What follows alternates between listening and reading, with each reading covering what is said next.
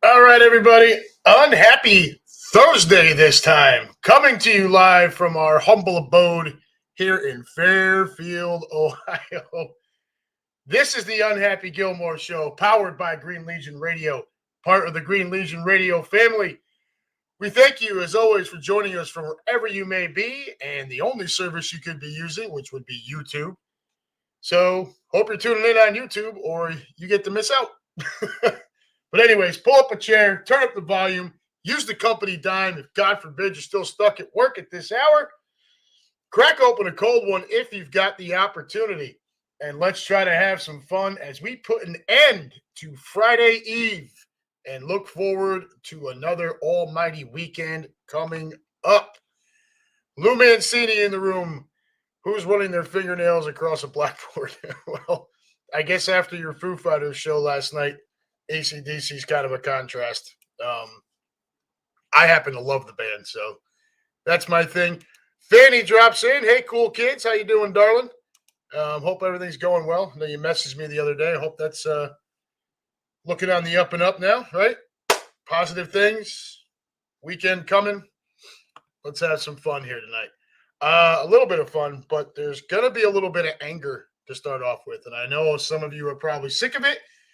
Others of you enjoy it and you laugh at it. And I'm sure David Califoot will be along soon enough to get his chuckles in as I throw a fit here. Keenan, so are you telling me Quimby hasn't paid the X bill yet? So I guess it's new, but last week when I went to go launch, up in the upper right-hand corner of my screen, what I see are the different platforms that the show is streaming on, that the show is streaming on. YouTube, fine. Usually there was Facebook, still having trouble there. And last week, a new message popped up, and it was Twitter, X, right? And it says to stream on this platform, you must pay for a premium membership. I think it's a premium X. Yeah, you need a premium subscription to X for that. So that's new. I can't quite tell you what's going to happen there. Only just to say that we are YouTube only for the time being. All right, which there's nothing wrong with. We encourage everyone to go to YouTube anyways, right? You just talk about it every week. You know, you want Facebook, you want X, all that sort of stuff. And we tell you every week that the best way to interact with us is always on the YouTube channel. So, you know, it sucks because we lose a lot of viewership. You know, we do pretty good on X, especially over the last couple of weeks, last couple of months, really. And now we've kind of lost that platform for now. But, you know, we do encourage everyone to go to YouTube instead anyways. Lou Mancini sounded distorted. Sorry, bud. Not really much I can do about it. I'm kind of just with speakers. I don't have the soundboard and everything that Quimby has. So I'm kind of, you know, you just see these. And I kind of did. Man, this one may have been a little too close. I don't know. We'll have to tinker around with it and see if we can't make it better. Right? Mike English in the room. FX. Yeah, I feel the same way right now, brother. And to be honest with you, I don't know how many of you have a Twitter or X account. Whatever the hell you want to call it. It's kind of hard for me to just call it X. It was Twitter for forever, and now it's X, like whatever. But that's an evil place. Like, I don't know I don't know if any of you have dabbled in that platform, and I'm on there. But man, it really it can be pretty evil. Worse off than Facebook or anything else. And then you get the robo hoes that try to follow you, and I don't know what to do about that. I try to delete them or block them and stuff, and it's just odd. Instagram, same thing. Who else? Lou Mancini says Bagley needs to get baptized by the Reverend YouTube. I did tell him earlier today that we would be YouTube only again. I didn't go into detail why, but I told him it would be YouTube only. So if he doesn't pop in, then he is standing firm in his rebellion against YouTube. So we'll see if he pops up. Mike English says hashtag Twitter for life. Yeah, it's ugly. It is an ugly place, bro. You think you see some nasty arguments and stuff on Facebook? Head on over to X, create an account there. I'm not encouraging you to get involved in anything you might see there, but just kind of search around and look at all the difference. And it doesn't matter what the topic is. Obviously, politics is the most polarizing, followed very closely by religion and sports. Holy Christ, it's really it can really get out of control quick. Kaden says Quimby is dwarfed by Friar's hookup. Not quite sure what that means, brother. But anyways, let's get down to the business of things here real quick. We are sponsored by Cheerleaders Gentlemen's Club, located at 2740 South Front Street in Philadelphia. Just minutes away from the sports complex, Cheerleaders brings you the area's most beautiful women on 5 different stages, open 7 days a week from noon to 2 a.m. and until 4 a.m. on Fridays and Saturdays.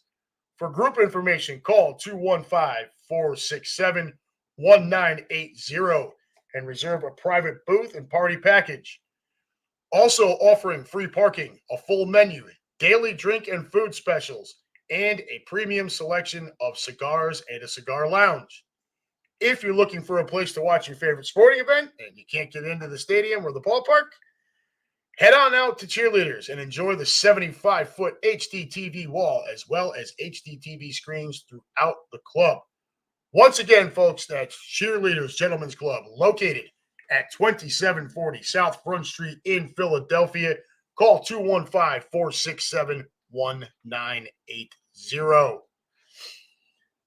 Usually I go through this part too, folks, if you're tuning in on Facebook or Twitter, but there's no sense in doing that because there's no chance that that's happening tonight. So happy to see the handful of you that are here for YouTube, though it is a bummer we don't have the X platform, although I did just call it a very evil place. We do get a lot of viewership from that platform. So this is really kind of a bummer the last couple of weeks. Different for Quimby when he does the show on Saturdays. He's live on Fox Sports Radio. This is strictly a podcast here that we do. So when I lose those platforms, I lose the heads. So I don't know. I don't know if he's aware of it yet. I don't know what all intends to be done about it. But happy to see that some of you have been able to migrate over to YouTube, and happy to have you here with us. Sometimes it's more fun when it's a more tight-knit group too, right? I'm surprised I do not see Califa in here yet. He's been giving me a whole lot of shit about the Yankees, and rightfully so. And we're going to get into that here in just a couple of minutes. The final thing is, obviously, we're still looking for more sponsors for Green Legion Radio. Always looking for sponsors for Green Legion Radio. So if you're a small business looking for some additional advertisement, very, very small monetary commitment for a year to be reviewed at the end of said year, not to ask for any kind of increase, but just to make sure that the partnership is beneficial on both sides. Reach out to myself, reach out to Quimby, reach out to Steph. And, I think it's just Quimby at this point as far as that goes. Steph has absolutely got her hands full with the upcoming season and the upcoming travel packages which we always want to talk about. Folks, at the bottom of the screen, you will see that scrolling all throughout the show. Trips.greenlegion.com. That is the site. All right. We've got your game day options are out for a number of the trips now, including here in Cincinnati. I told my group here, I think it was last Friday when those came. I was right before I was heading out to dinner with my wife. I saw the post come out that was an option. So I'd like to thank the few people who signed up for Cincinnati from our Midwest Eagles Nest group here. I know a number of I think only just a couple as of the other day, but they had purchased, I think, a total of 10 at least ticket and tailgate packages. So thank you very much for that. Continue to do so. For my folks out here, out here in Ohio with the Midwest Eagles Nest, if you book, if and when you book, remember when you order, in the notes, put UnHappy Gilmore. Okay. Now, just so you know, I don't receive anything monetary from that. What that is doing is basically so we know who everyone in our group that ordered. Okay. Because what I'd like to do is I'd like to be able to, if you do ticket and tailgate, eventually we have to get Quimby and I and whoever and Steph have to get together and disperse the tickets, right? And if we know ahead of time, okay, these get people all said UnHappy Gilmore in their notes, these are the folks from our group here. And I'd like to try to keep you all together. So do me a favor and do that. All right. Obviously, if you're coming in from anywhere else, you want to put UnHappy Gilmore, go right ahead. I'll for sure take credit for it. But that's as far as that goes. Get out on the road with us, folks. Get signed up. Trips.greenlegion.com. You will not find a better way to do a home tailgate or to do a full-on away trip for a Birds game. Green Legion is the top of the line. The longest tenured and the most experienced. Again, you will not find a better way to do it. I started out, I've gone through this story a few different times, but I started out just, I bought a ticket and tailgate. Or no, actually, it's just a tailgate back in 2012. The night that the Eagles retired Brian Dawkins' number was October 30, 2012 against the Giants on a Sunday night. Did the tailgate, Green Legion. That was when we were at McFadden's at the bank. And then I had bought tickets separate to that so I could be in the front row. I think it was front row, like 35-yard line, 40-yard line, something like that. I splurged because it was Dawkins. So, but from there, would do, ticket and tailgate when I was on the road working in Dallas and in Atlanta.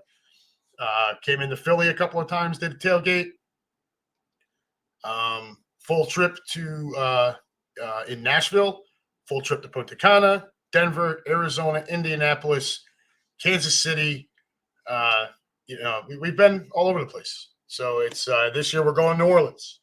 The Birds come here to Cincinnati. I will be down there helping out and trying to host as best as I can here in Porkopolis. So get signed up, folks. Just like I tell people who are interested in joining our Birds group here in Cincinnati, I will tell you all the same thing about the Green Legion. I cannot promise you, we cannot promise you the outcome of the game, obviously. What we can promise you is a kick-ass time with the best group of Birds fans that there is. Plain and simple. Don't believe me? Get signed up. Come on a trip. Come to a tailgate. Grab a ticket and tailgate package. Come on out and find out for yourself. Once you do it once, you'll never want to do it another way. Promise you. All right, over to the room here. Mike English. Where is it? Mike English. At least I think he. Keenan. Oh, there we go. Keenan, his soundboard and you're talking about Quimby with the soundboard. Oh, you're talking about Irv. Yeah, well, that's a that's a borderline Hall of Fame wide receiver, man. So Lou Mancini, He found a lot list. Oh, jeez, talking about California. Let's hope not. And Ruth, if you're watching, don't pay any attention to that. Keenan Hardman. Califoot probably at a weigh station arguing about how his load is spread over the trailer wheels. And I tell my guys at my warehouse when they load trucks to, if we've got a group of double stacked stuff, I make sure that we load the nose single, put up a couple of load bars, then get your doubles in there off the axles, another couple of load bars, and then the singles the way out on the back axle so that these guys don't have to deal with that. Yeah, Mike English was supposed to get notified for the game day for Cincy. Think I'll be there. All right. Good deal, man. Haven't seen you since Indianapolis. That'll be a good time. Come on out. Cincinnati, not much different than Indy, dude, if you've never been here. Small city. Everything's kind of in one little area. Everything we're going to be doing will be right down by the ballpark, right down by Great American Ballpark and Paycor Field. It's called the Banks. It's right there on Freedom Way, except for that Monday night, the day after the game, when we are planning to do a bar, like a happy hour bar crawl across the river in Covington, Kentucky, which is actually pretty cool. Should still be Oktoberfest going on there at the time, so it might be a little raucous. That's raucous as Cincinnati, Northern Kentucky can get, right? Fanny. Me and my son might just go to the tailgate and watch the game at the bar or something. All right. Hey, I know you said you don't like to drive at night. Keep in mind it's a 4:25 game, late October. So tailgate is 11 a.m. to 3 p.m. All right. And then the game at, I think it's right now scheduled for 4:25. So, but late October, I don't know how long you want to stick around downtown Cincinnati if you got to drive all the way back up to the Dayton area. Just keep that in mind, Fanny. I know you said you don't like to drive at night. Lou Mancini might be training Walden on how to back that beast up. Mike English with the Wolverine John poster. Oh, Wolverine. Yeah, I got it, bud. Fanny says buying tailgate tickets tomorrow. Great. Again, trips.greenlegion.com. Fanny, if you need any help with that, let me know. I can help, but it's really pretty simple. You'll go to the website, you'll click on what you want. You'll have to set up an account on the Green Legion website, and then you just, you select what you want, whether it's tailgate only, pep rally only, or ticket and tailgate, pep rally and tailgate, all three, whatever you wanted to do. And your son is driving. Okay, so that allows you to hang around. Very good. What I'm kind of hoping for is, obviously, I'm hoping that we're just kicking the ever-loving hell out of the Bengals by like mid to late third quarter, and I may mosey on out of the stadium and get back over to the Filson or wherever we're going to meet up afterwards, so as not to be held up with all the humans coming out of that stadium. Hopefully, all the Bengal fans coming out of there very, very upset with a loss at the hands of our beloved Philadelphia Eagles. All right. So I don't have a boner of the week this week. We're going to skip it for this week. And Califoot and I will razz each other. He's a Red Sox fan. I'm a Yankees fan. It kind of goes with the territory. And he's constantly Yankees suck, Yankees suck, Yankees suck. The problem is he's not wrong. Okay, now he did go a little, a little too much, and he's trying to say that Aaron Judge is a bum. Now that's just not true. Okay, I understand that the Yankees as a whole have been terrible lately, and I'm going to get into that here in a minute. But as far as Aaron Judge goes, you really can't do that. With him. This is a guy who holds the American League single-season home run record. He is also in 451 plate appearances, which equals 362 at-bats, is batting .307, 35 homers, 89 RBIs, a .438 on-base percentage, .669 slugging for an OPS of 1106. with 242 total bases. To call him a bum is just not accurate. The whole team has been bad. Now, all right. We're just going to run with it here.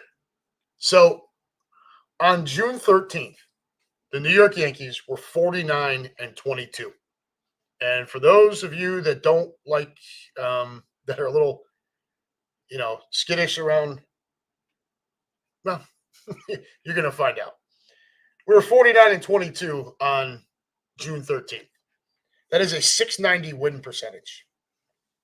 In first place by 2.5 games over the also red-hot Baltimore Orioles. Yankees had scored 356 runs and given up just 228. That's a plus 128 run differential. It was the highest in baseball at that time. Okay? That's really the stat that matters, right? Your wins and your losses, and you're scoring significantly more than your opponents. You can break down all the other shit you want. What it comes down to is, are you winning games, and are you scoring more? Are you scoring more than the other team? And if you are, you should be winning your games. Okay? Now, sometimes in short spurts, it gets skewed. You could win a game, 15-2, and then lose 3 straight by a score of 3-2. And then, it looks like you've outscored your opponents by a bunch, when really you're 1-3 or 1-4 over that stretch. That wasn't the case to open the season. Since that time, since June 13th, as of today, July 25th, the Yankees are 60-44. Now, you might look at me and say, oh, he's got 60 wins. What the hell are you complaining about? Well, a month and a half ago, I had 49 wins. A month and a half ago, I had 49 wins. I've only won 11 since. From June 13th to July 25th, the Yankees have gone 11-22.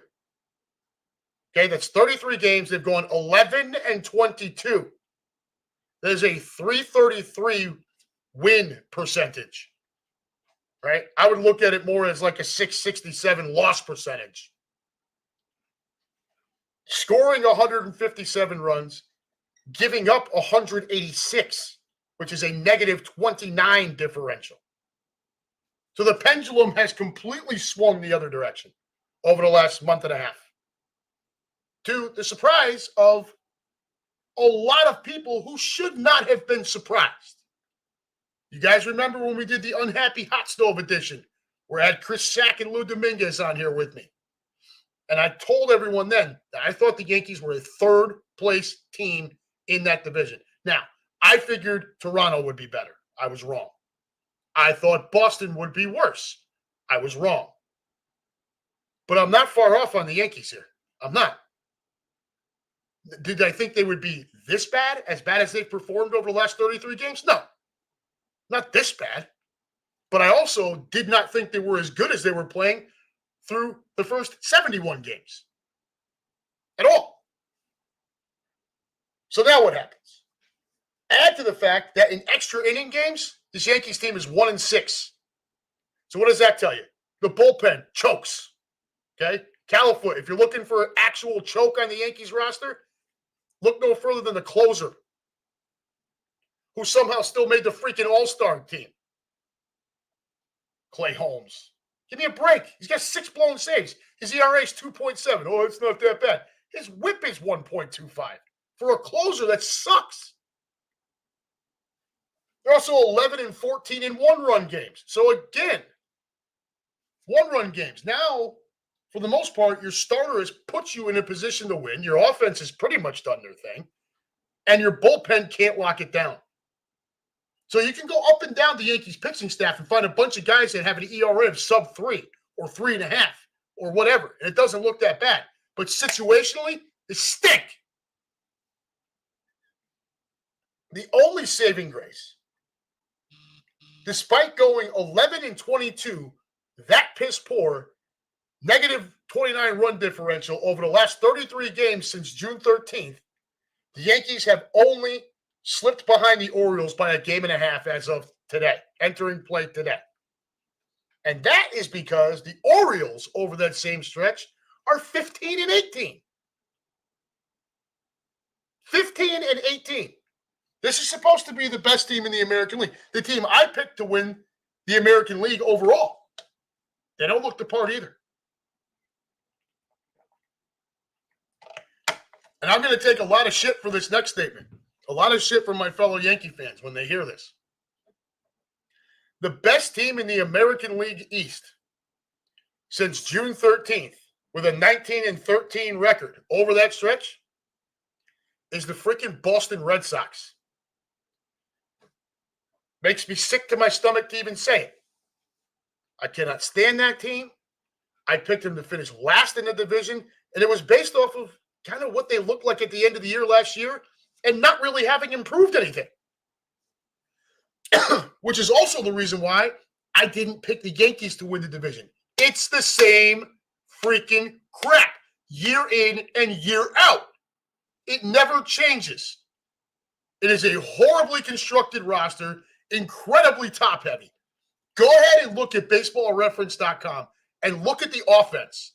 Here, I'll pull it up for you. We'll just run through this real quick here. This won't take long.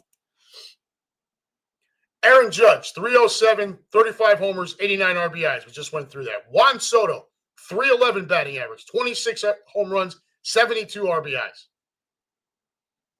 Judge and Soto, respectively, 438 and 435 on base, 669 and 559 slugging, 1106 and 1035 OPS. That's it. That's the only place any kind of consistent offense is coming from. Austin Wells, 225 batting average. Anthony Rizzo, 68 DL, 223 batting average. Gleyber Torres, in a contract year. He's going to be a free agent at the end of this year. 232 batting average. Anthony Volpe, second year, 251, which is actually better than he was last year. Oswaldo Cabrera, hot start, all the way down to 242 batting average. Giancarlo Stanton, still on the IL. He was close to being able to start warming up. Give me a freaking break. 246 batting average. Now, when he comes back, he should benefit by seeing a healthy complement of fastballs because he's going to bat behind Judge and Soto. Jose Trevino, catcher. Another one on the IL. 244 batting average. DJ LeMahieu, who for 2 years was the MVP of this team just a few years ago, 179. This is a two-time batting champion, one in either league. 179 batting average. Trent Grisham, 180. Ben Rice, who was a nice story when he first came up, all the way down to a 196 batting average. Because he's not seeing any fastballs anymore. They're like, oh, screw that. We're just going to throw him breaking balls. He can't hit it. Jahami Jones, whatever the hell this guy's name is, 238 batting average. J.D. Davis, who should be cut and put out to pasture, 105 batting average. That's the roster. And you freaking Yankee fans out there and whoever else have the experts who thought the Yankees were going to march into the postseason and give the Orioles a run and blah, blah, blah, blah, blah, have the nerve to act surprised by any of this. You have no idea how frustrating this is. To sit there and if I can see it, how the hell can these talking heads everywhere else not see it? I'm not a freaking paid expert on ESPN and whatnot. I'm a podcast schmuck. And I can see it. I can see it coming a mile away. Pitching staff, no different. Garrett Cole, I'm surprised he even pitched this year. I could have told you he was going to get lit up last night after his first two pitches. Both fastballs, nothing higher than 95 miles an hour, and everything up in the zone. I knew it right there. He's going to get teed off on. I could have told you right there. I didn't even pay attention to this shit. I was playing NCAA football.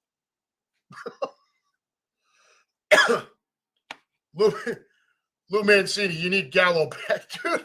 He'd fit right in on this roster. Bunch of freaking 200 bat, all or nothing, crumb bum stink, piece of dude. Pitching staff, Nestor Cortez has never regained the form he had a couple of years ago. Garrett Cole's 3-2 with a 5.5 ERA. Marcus Stroman's up, him and freaking Carlos Rodon are Jekyll and Hyde. You never know which one you're going to get. Clark Schmidt going down. He was actually off to a nice start. I think he was 5-2 with a sub 2.5 ERA. Then he gets hurt. Clay Holmes is a stooge as a closer. I'd rather have your closer. Just let's get that out there right now. This guy, the Karate Kid. I can't understand for the life of me how anyone thought that this year's version of the Yankees was going to be any different than it's been the last couple of seasons. It's the same horrible roster construction. And this asshole owner continues to allow Brian Cashman to operate autonomous. The man answers to nobody. Well, Hal Steinbrenner's his boss. Hal Steinbrenner's a freaking jellyfish. He doesn't give a shit. He's sitting back, one day, 1,000 for me, 1,000 for me. Get out of here. He doesn't give a damn. And as long as you suckers keep going to the gate, nothing is going to change. Nothing. There is no more of this clout that the Yankees used to have, where it was this sought-after place that every free agent wanted to go, the allure of playing for the Yankees. That's over. It's been over for a long time. And the Yankees haven't adjusted. They sat there arrogant and acted like nothing has changed, that it should be a privilege to play for this organization. And these players are telling you, sticking up their ass. The taxes in New York are ridiculous. The media pressure in New York is unmatched across the country. Who the frig wants to deal with that when they can go make the same money somewhere else? Look at Bryce Harper. Philadelphia is a brutal media market. Not nearly on the same level as New York. LA is a huge media market. Doesn't even compare. Chicago, not close. Houston, not close. DC, not close. Nothing. New York's media market is up here. Everyone else starts here. Okay? That's how it is. And these players that used to have to go to big markets to become stars, to build a brand, don't have to do that anymore because YouTube, TikTok, social media across the board. They don't have to do it. And here's the Yankees. Well, we're the Yankees. No, dude, it doesn't work that way anymore. Brian Cashman doesn't understand that. All this chatter about how he's one of the greatest GMs in the history of the league. My ass. My ass. My whole white ass. First of all, you get fewer points for that because of the resources the Yankees have. The Yankees could go out and spend $500 million a year and not bat an eye. They could. But they don't. You don't. The man has never been able to build a consistent pitching staff. He keeps swinging and missing on hitters. The fact that they even traded for Giancarlo Stanton some years back was ridiculous. When we flushed out A-Rod and Johnny Damon and all that, and Jacoby Ellsbury and all that bad money was gone. It was time for the youth movement. It looked like they were going to get with the times. And then they traded for Stanton. And it's never really gotten. And I've said it 1,000 times. I'm sure you guys are all sick of hearing it. Hal Steinbrenner, you can't fire the owner, so we're stuck with him. Hal Steinbrenner is not interested. He's not truly invested in winning. He's invested in giving the specter of winning. The big contract with Garrett Cole. Retaining Aaron Judge, although they had to retain Judge, or you completely lose any credibility at all. The trade for Juan Soto, it's the big splash, right? Ooh, look what we did. Meanwhile, everyone else sucks, okay? Now, I'm willing to give Volpe a pass. It's only his second year. He's very young. The rest of DJ LeMahieu's cooked. It's over. Anthony Rizzo's cooked. It's over. Giancarlo Stanton is cooked. It's over. Giancarlo Stanton might become the guy to hit 500 home runs without steroids and still not make the Hall of Fame. Think about that. Put that in perspective. Yeah, that might happen if he can stay on a ball field, which in New York he can't. So no, I'm tired of it. So now what do the Yankees get here? Trade deadline is 6 p.m. next Tuesday, July 30th. And what do we have between now and then? Well, we're off today, so you can't lose today, thank God. But then we get 3 games at Boston, who I just told you has been the best team in the American League East since June 13th. Right? A full 8 games better than the Yankees over that stretch. We're going to follow that up by heading down I-95 straight into Philadelphia to take on the best team in baseball in the Philadelphia Phillies. If the Yankees were interested in investing in building towards a team that can win at some point, they should be sellers right now. They won't do that because they're afraid of losing asses in seats, which I just said before, as long as you suckers keep going, nothing's going to change. So 3 games in Boston, 3 games at Philly. Right before the second game in Philly starts, the trade deadline is up. If the Yankees get swept by the Red Sox and then lose Monday night in Philadelphia, I'm going to tell you right now, the Yankees should trade Juan Soto. Why? First of all, there is no guarantee he's staying in New York at the end of this year anyways. He is going to be a free agent. Okay? And he is going to test the market. I don't care what team he's on. If you trade him now, you can get max value for him from a contender. If you hold on to him, you get nothing. You don't even get if you hold on, and then if you hold on to him and you continue to suck through the rest of the year, which over the last 33 games, there's nothing telling me that's not going to happen. There's no, then you lose even more bargaining power. The guy's going to want to win. Okay, he's got the ring in Washington. You think he doesn't want more? He's only 25 years old. 3 games at Boston, 3 games at Philadelphia. To me, this is the make or break 6-game stretch of the season for the Yankees. This is it, right here. Now, if you can go and take 2 out of 3 against Boston, or perhaps sweep them, and then take that Monday night game against Philadelphia, now you've won 3 of 4 or 4 straight against 2 good teams. One playing really well over the last month and a half, the other one the best team in baseball, all of it on the road. Maybe you start feeling a little better about yourself. Maybe you don't have to trade Soto. I would still do it. Because I think long-term, through the rest of this year, there's not enough out there that's going to fix this team by just adding to what you've already got. I would definitely trade Gleyber Torres. There's a lot of chatter about trying to get Jonathan India from the Reds. I would do that in a heartbeat.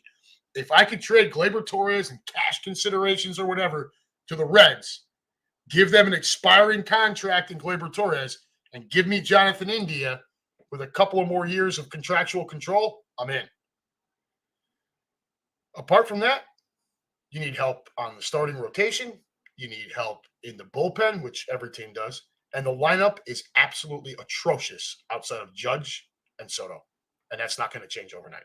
That's not going to change with small deadline moves. It's not.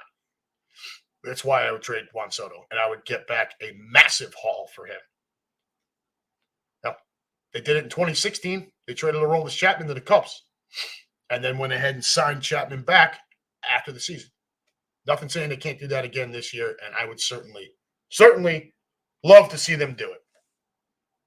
All right, I'm off my soapbox. So, Lou Mancini, that's not water, it's vodka. Like English, I watched Home Alone today. Christmas in July, huh? Lou Mancini, true Keenan, but it's pretty nice already. What do we got here? Keenan Harmon, I don't follow baseball, but sounds like he's describing a real shit show. Very true. Mancini, the beer thing, yeah, it's all of this elitist crap with the Yankees. It just makes it When you don't have to deal with that anymore to build your own brand, why the hell would you? You could just go be whoever you want anywhere else except for New York. Mike English, knobs, absolutely. The whole damn lot of them. But again, you can't fire the owner. Brian Cashman needs to be fired. Unfortunately, Aaron Boone's going to be collateral damage, and you can't give him an entire free pass anymore. I still believe that Cashman's got his hands all over the lineup.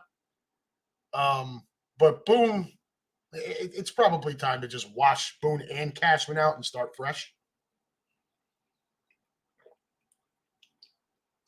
But you need a GM that you can trust. You need baseball people, which is something that Cashman has done away with. I told you guys a while ago that Reggie Jackson said Reggie Jackson doesn't even get invited to spring training anymore. Last time he was down there, they had cleaned out all the baseball people. It is a cubicle farm of nerds crunching sabermetrics, advanced analytics. It's disgusting. And they built the organization from top to bottom like that. So this isn't an overnight fix by just firing a couple. You got to fire these people, clean house, and start fresh. Which means the Yankees probably have to go into the shitter for a while. And if it means that there's going to be light at the end of the tunnel, I'm all in. All right, Fanny, I'm still in the room just doing some things on my laptop. That's my rant for the week.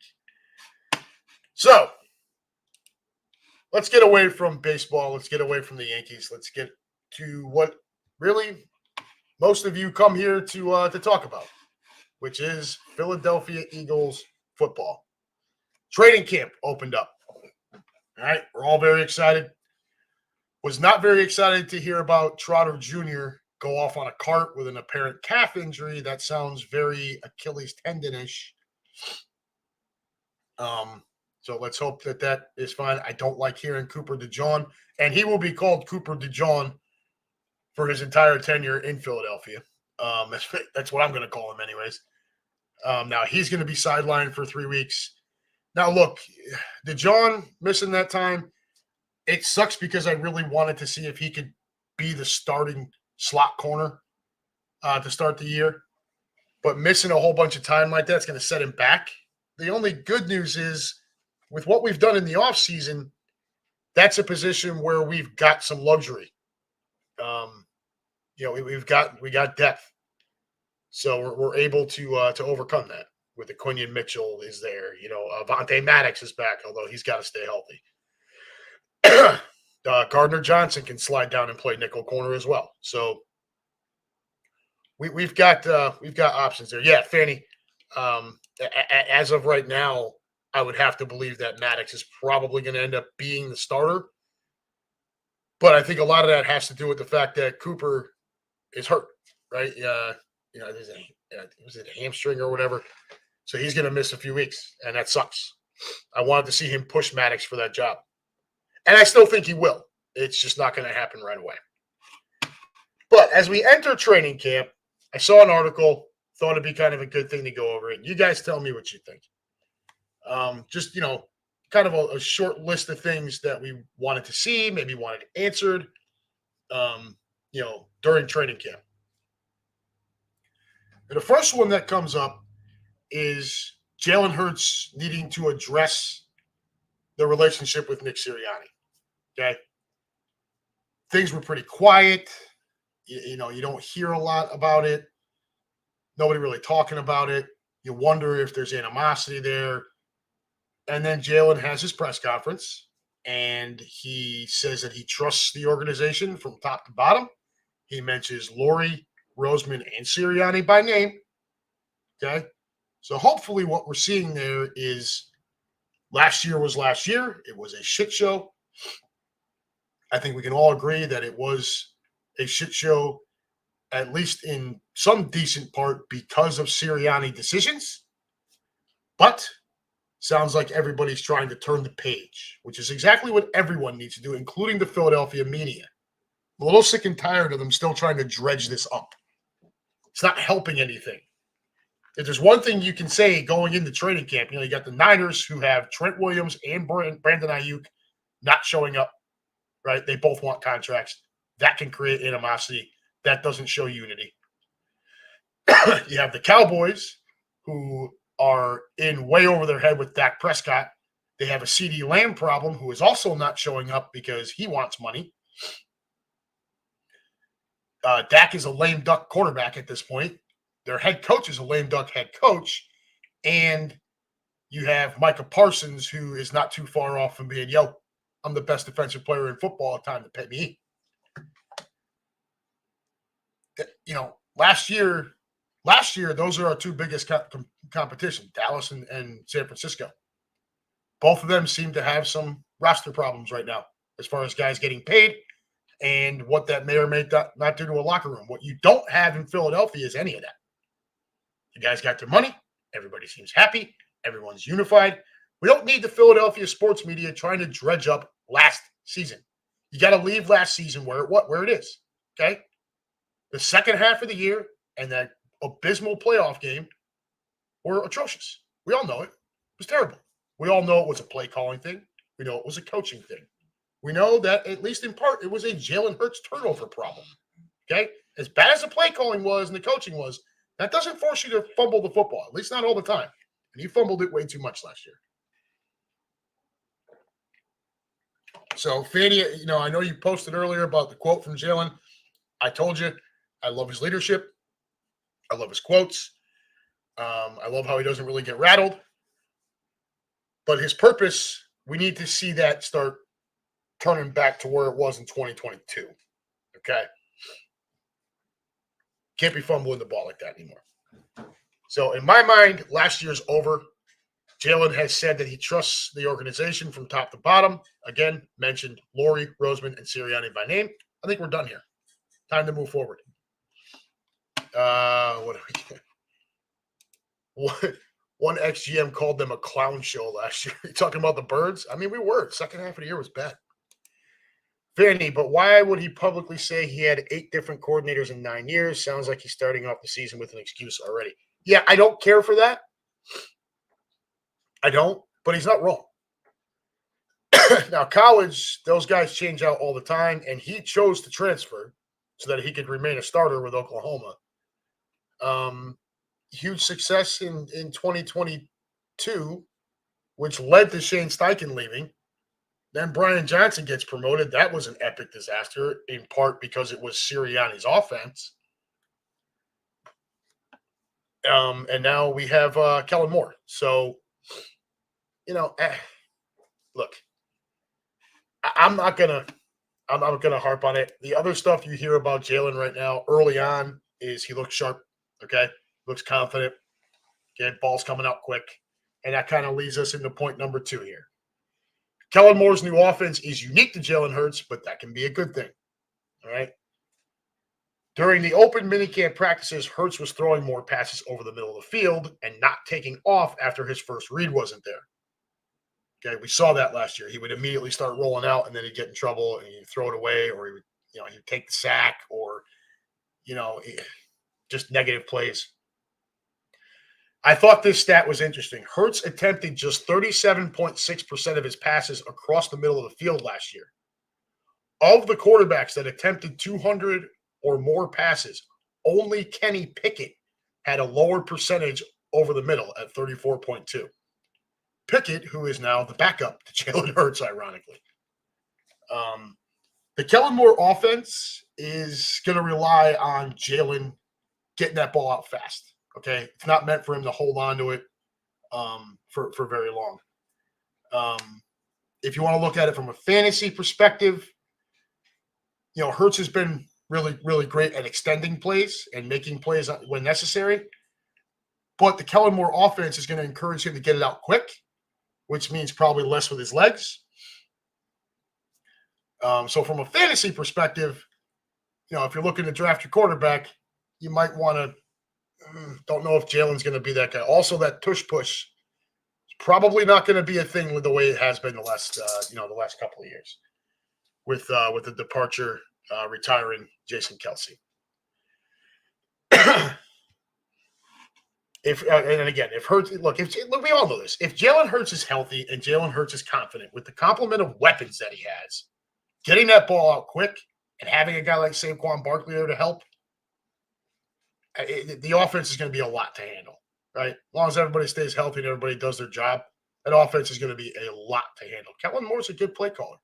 He is. He was a good play caller in Dallas. His last year as the play caller in Dallas, they were number one against the blitz.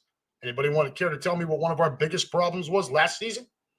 We stunk against the blitz. These are things that should get corrected. He also runs a lot of motion through his offense, something we did not do a whole lot of. These are good things. Eagles finally have a 3-down back in Saquon Barkley. All right, look, I don't want to get too carried away with Saquon Barkley here, okay? First and foremost, he's not the same guy he was when he was first drafted. All right, he's had a couple of injuries, serious ones. So he's not the same guy. However, he's also never played on a team with this good of an offensive line. He's never played on a team with the other complement of weapons around him. You know, you can't come up and bring your safeties up into the box against the Eagles and leave Brown and Smith one-on-one on the outside. Somebody's getting burned over and over and over again. And I think even Saquon Barkley will tell you, dude, you want to stack the box? I'll get no yards all game long because these dudes are going to draw one-on-one coverage and you are going to get torched. You can't do that against the Eagles. You're going to have to back off because of Brown, Smith, and Goddard. He's got to be accounted for. So what does that mean?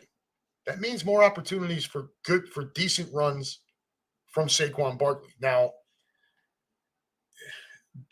look, I will tell you that had the Eagles retained DeAndre Swift, I would have been absolutely fine with it. I thought that's what we were going to do. And I had no problem with it at all. I do think Saquon Barkley's an upgrade. I do. He's bigger, stronger. But again, you know, there is an injury history there. I don't want to get too carried away with Saquon. All right. Saquon needs to be what Christian McCaffrey is to the Niners. Okay. The threat of him there. Okay. You're going to need him to carry the load at some point. But he shouldn't have to do it all the time because of the other complement of weapons. He should complement the offense with his skill set, which is, I think, what you're going to see. When you really go deep dive on our run game last year, it wasn't quite as productive as we might like to think it was. 19th in yards per carry after week 4, okay? 4.1. 32nd in yards after contact per rush at 2.32. That's DeAndre Swift and Boston Scott for the most part, and then Gainwell. These are very slight, smaller guys, okay? Saquon Barkley's bigger. He's more capable of breaking tackles. That's the upgrade, all right? That's the spot where the upgrade is. And like I said, the tush push is not going to be as big of a thing. So you're going to need that stronger running back getting the ball in short yardage.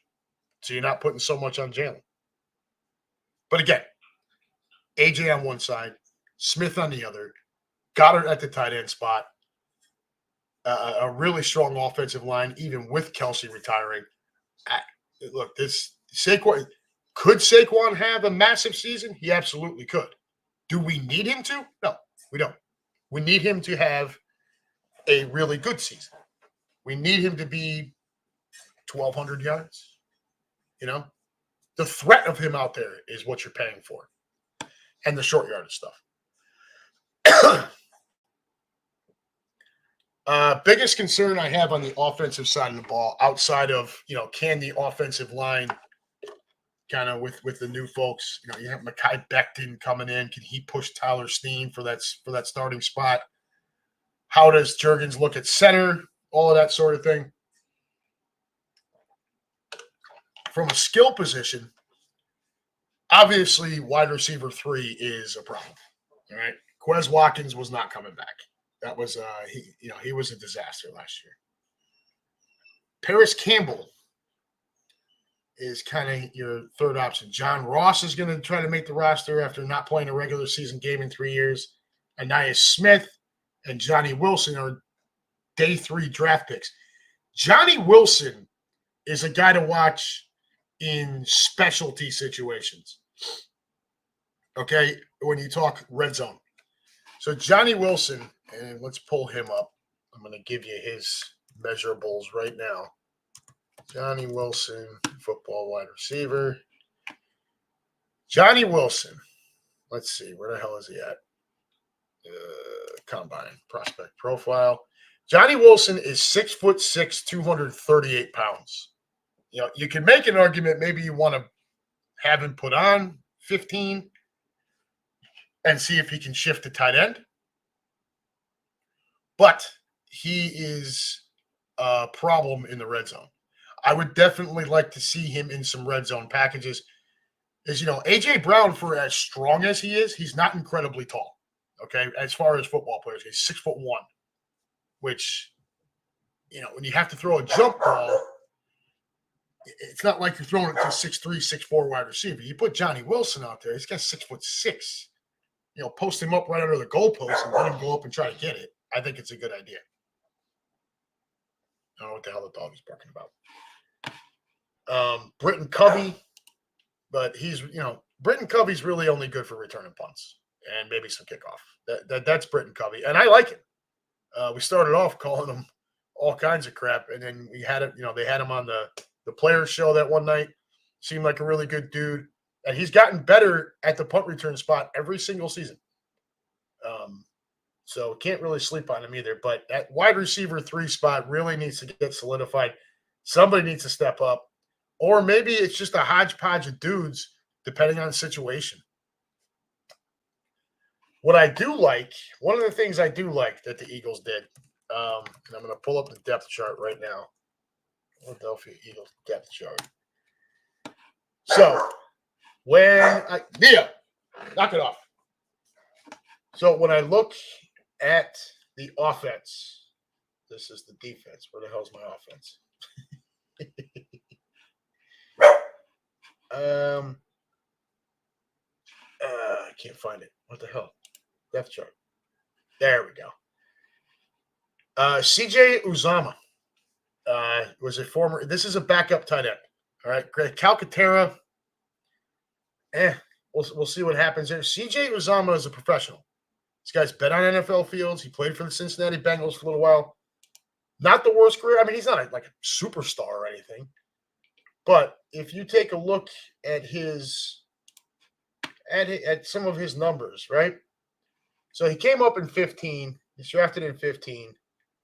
And where's his receiving stats? He had a couple of – this is a nice backup tight end. So you might be able to come out in some of these situations, run 2 tight end set and go at it that way.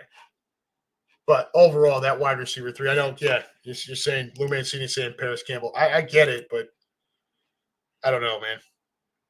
Fanny, what do you think about Rodgers on special teams? Why do you think they have him practicing there? Because the corner spot is very, very deep, and he can return. That's part of his. That's part of what he brings to the table. So that's why you're seeing him in those spots. It may also be because I don't know that they're entirely sure that Britton Covey makes this team. There's only going to be so many wide receiver spots to go around. So, and there's only going to be so many corner spots to go around. Don't forget, Slay is still on this team. Bradbury is still on this team. Maddox is there.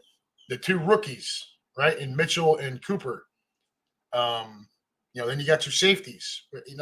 There's a lot of guys playing defensive back.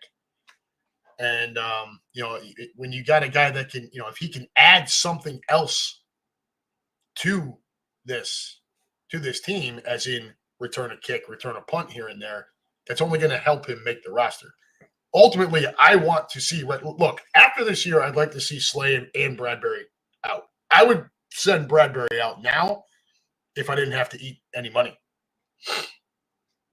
But after this season, certainly, I would like to see both of them out, and then you have Mitchell, DeJohn, Rodgers, and all of that sort of thing. So, concerns about the pass rush. This is another concern. All right, it's sight unproven. Eagles trade Hassan Reddick and bring in Huff and restructure Josh Sweat. Now, look, trading away Hassan Reddick has proven to be once again Howie Roseman playing chess while everyone else is playing checkers, including all of us who were like, how could you trade him? But it does still open up the questions, can this team consistently get to the quarterback? 2 years ago, we were the best team in football at doing that. Last year, we stunk at it overall. Losing a guy with that much production is problem. So Huff and Sweat are the two starters. Obviously, you got Brandon Graham backing those guys up. He's on his farewell tour. I think Brandon Graham is just here for a good time.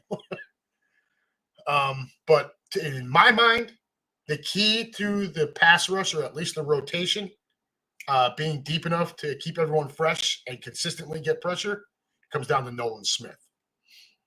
Okay. Trading Hassan Reddick became possible because we drafted Nolan Smith. This is what he was drafted for, was to fill in that role. Okay. Look, you'd love for him to be what Hassan Reddick was. To expect that might be a little much. But he's the key. We know Huff can get to the quarterback. We certainly know Sweat can get to the quarterback. We know BG can come up in big spots. It's time for Nolan Smith to step up. The coaching staff has admitted that he did not get enough playing time last year. That is going to change this year. That young man is going to be on the field. Linebacker, much to Quimby's chagrin, and I agree with him. This continues to be an area of question for this team. I am not. Look, I like Nakobe Dean. I do. I liked him at Georgia. I thought he was going to be a good player. Unfortunately, when you see him on an NFL field, he looks too small. And he looks a step too slow. And those are problems. I do think he's plenty smart enough. This is not a thing where I don't think he's working hard enough. I don't think that's it at all. I am not convinced that he is going to be a real NFL. But look, coming into that draft, he was rated as first-round talent, and he slid to the third round. There was a reason for that. Okay, Lou Mancini says bust. I don't know. Third round, if he ends up being a solid backups at some point in his career, could you really call him a bust? We didn't waste first-round stuff on him, but, I get where you're coming from. They hinged the whole position group on him last year, and he was not good when he was on the field, and then he got hurt again. And he's either not played well, looked undersized, looked a little slow, or he's been hurt. So, Zach Cunningham and Nicholas Morrow are gone. Devin White comes in. He's on a mercenary contract. Had wore out his welcome in Tampa. Had a couple of really good seasons and then kind of fell off after that. See if he can regain some form. See if this mercenary deal wakes him up. But this will be the make or break for Nakobe Dean for sure. If he can't put it together this year, then we're definitely closer to Lou Mancini's rating of him than we are anything else. We talked about the corner position. Eagles deserve all the praise they can get for revamping the position. When we drafted Quinion Mitchell, me personally, I looked at Terrion Arnold as the number one corner, just basically because of the competition he played against week in and week out. But all of your experts said Quinion Mitchell, and he did look great at the Senior Bowl. Matched up one-on-one with Marvin Harrison Jr., albeit in a very limited amount of time. We'll see. And then trading up to number 40 to get Cooper DeJean. Don't forget, Ricks and Ringo are still out there. This is an incredibly deep group of dudes. You're going to end up with guys on practice squad who would be who may very well be starters somewhere. Or guys who are third string on our team would be front line somewhere else. So all the praise, Keely Ringo in the fourth round last year. Eli Ricks made the team last season. Brought in Isaiah Rodgers, who we just talked about. Don't tell me that guy doesn't feel like he's got something to prove. He should be coming out with a big chip on his shoulder. Slay and Bradbury in their 30s. Not going to surprise me if they get past in the depth chart throughout sometime through the season. I still think Slay will hold down that starting role. He's a veteran. Obviously he's not as fast as he used to be, but he's still a veteran. He's still good at his job. James Bradbury is not. I don't know if he's as bad as he was last year, but he can't possibly be as good as he was 2 years ago anymore either. So take that for what it's worth. The game of chicken with James Bradbury is coming to a head. Bradbury either has to win a starting job or his fate in Philadelphia will be sealed, right? What if Bradbury's future is already sealed and the Eagles are just waiting to see if they can get any sort of compensation for him? I would love that. Teams have to be aware Bradbury is on the chopping block, whether the Eagles try him out at safety or not. That was the plan in minicamp. Bradbury has the talent to win a starting corner job, but do the Eagles want to stunt the development of the young corners by keeping them off the field? There's also a chance Bradbury can win a starting safety job opposite of Gardner Johnson, but Reed Blankenship and Cooper DeJean can also play that position. The Eagles are going to have to make a decision on Bradbury soon. Whether that decision is made early in camp or on cutdown day is something to monitor. I think that's one of the biggest things we'll all be watching is, you got the offensive line shuffle, right? That number 3 wide receiver position. How the Bradbury, how Saquon looks, how the offense looks overall. How the defense is getting at the quarterback. And finally, we'll wrap it up with there is pressure on Sirianni to win. Now, some years ago, 2020, after the 2020 season, Doug Peterson was called into Jeffrey Lurie's office and given an option. You're going to do things our way. We're going to fire. You're going to, these guys are going to be out, and we are going to bring in who we want, or we can show you the door. Now, obviously, there's more to it than that, but that was basically the crux of it. Doug Peterson at the time already had a Super Bowl win and had it with his backup quarterback. So he was in the position to just say, screw you, I'm out. Took a year off, and then lo and behold, Urban Meyer does Urban Meyer things, and Dougie slides into Jacksonville, and he's back. He's back as a good head coach.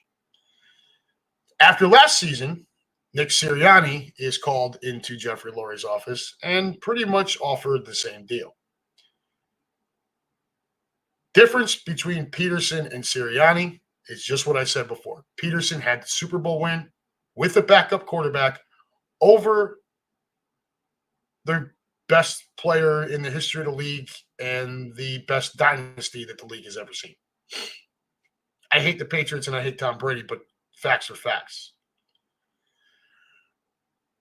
So Sirianni didn't have that. So Sirianni took the deal. And I don't blame him, because if he doesn't, he's not only not coaching the Eagles right now, but after that epic collapse last year, and all of it at that point would have been pinned on him, he might not have a job at all right now. And prospects of another one not looking very good for a little while. He would have been taking a step back at minimum with another job, and it wouldn't have happened this year. So he takes the deal. So what does that do to Nick Sirianni now?